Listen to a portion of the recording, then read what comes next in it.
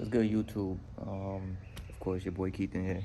Been crazy busy, work stuff. So, but this is not a video. This is just me saying, look, I'm still around. You know, I'm not really as productive on YouTube as a lot of other people who, you know what I'm saying, who's doing the YouTube job, like where YouTube is really recommended for, and I'm not. But you know, my life is busy, so we're gonna do a video on what I'm doing right now. I'm doing a Valve Cover Gasket replacement. So I took the fuel lines out.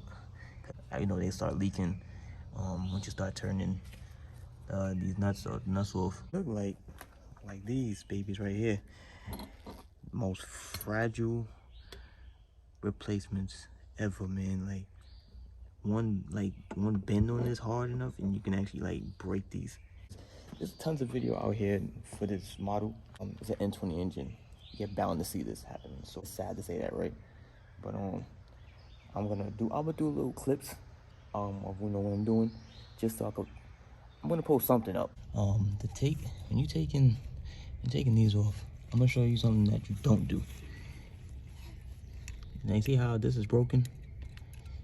I was prying on this a little too hard. So this clip right here, it has this little notch. This notch is like right there. You don't press that. Pry back slightly, and then you wiggle this and wiggle. So as you're doing this, as you're prying here, you're wiggling this at the same time. So far, everything is off, all lines is off. Wiring out the way, vacuum pump out the way. That's a hard one to get to. I'm not doing a full video on it. If y'all want me to, I got you. But you know, there's tons of video on this. But friendly reminder, these things do crack easily, and sometimes you gotta put a little oomph to actually remove it, because they get stuck. E10s all out, they all loose. All right, and there you have it. Like I said, just that wiggling motion, and pop it right out, and it'll come with you. No break, no tear. You heard? Yeah, see? I look like I was doing something, right? Okay, so this vacuum pump sits in the back. It sits flush. It's where the camshaft lines up, and then you put those 3 bolts in. This is where it gets kind of hard. Do not move this at any point. Obviously, sometimes when you wiggle it, it's probably gonna move. But I took a video in the back just now to see it, and I saw that this is actually turned this way. So these lines are turned the other way, not this way. And for some reason, I don't know how it moved. So just when you don't move it, try not to move this and let it sit on its own. So come out slowly, and then just as you're going back in, try to even, if you can, just feed it in slowly and wiggle it just a little bit, and it should just slide in. All right, so you see where the notches are at the ends? That's a 2 and a 7. Now if you look over here on the vacuum pump, that's a 12 and 6, so it's straight up. So that means it moved. So you have no choice but to move at this point. So just turn slowly. Do not turn it hard. Just turn it real slow, and you should be able to feel it line. I had to take it's like a little mirror, but I did it off my phone instead, and I had to see what position the camshaft was in to then replace it. So right now it's flush. Everything else is just working blind. You gotta feel for the hole, make sure it's tight, because there's 3 T40 screws back here to move or to tighten. My fault. So to tighten them and everything. So tighten as you go. Hey, everything back together.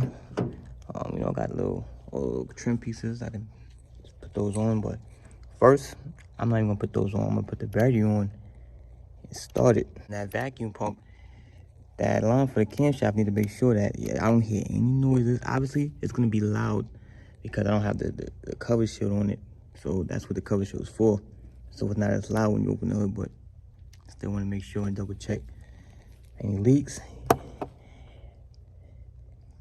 Everything is mounted. So as soon as you get in the car, That's one on for a second. Here for stuff. Now, I already started the car already. So the car took about 5 seconds to start up because now that that gas needs to go through the injection, so it's gonna take a few seconds. So it might sound like it don't want to start, but just give it a moment and then it should start right up. So leave it. You here for anything else? Everything good? And then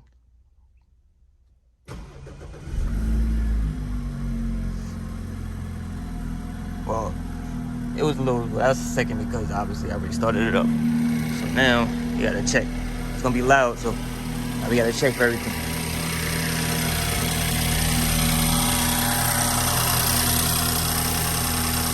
Now, I already know what that is. That's me. I had oil. I dropped some oil on there earlier. It just smoked out.